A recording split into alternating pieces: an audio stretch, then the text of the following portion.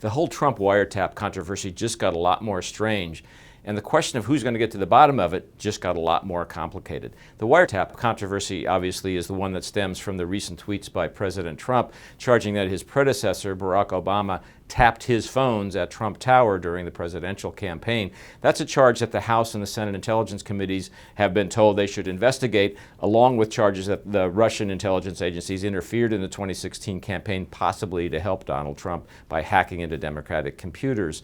This week, though, the leaders of the FBI and the National Security Agency said publicly they saw no evidence to support the Trump wiretap charge. And Republican and Democratic leaders alike in Congress have said the same thing. They know of no evidence to support what the president tweeted a couple of weeks ago.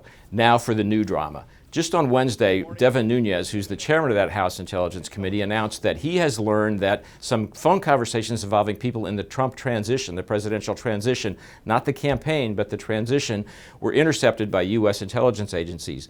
The intelligence community incidentally collected information about U.S. citizens involved in the Trump transition. It appears most of this occurred, from what I've seen, in November, December, and January.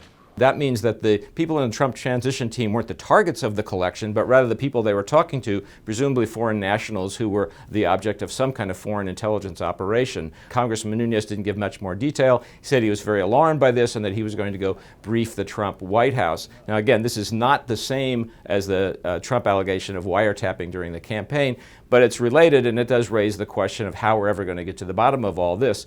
Obviously, Congressman Nunes is in the middle of what is supposed to be the investigation, but that raises the question of why he's both investigating what's going on and talking about it publicly.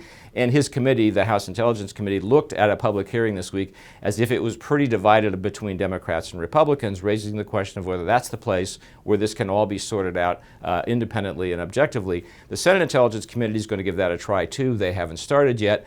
But one of the things I think that this controversy is certain to do is it's going to add more fuel to charges or requests, mostly from Democrats, that this all be moved out of Congress and out of the intelligence community to some kind of independent investigative body, a special committee, or perhaps a special counsel appointed by the Justice Department, somebody outside the system who can look into the question of what really happened in 2016, whose phones were or weren't tapped, and whose communications were listened into by the intelligence community. It's becoming a bigger mess. It's going to be harder to sort it out.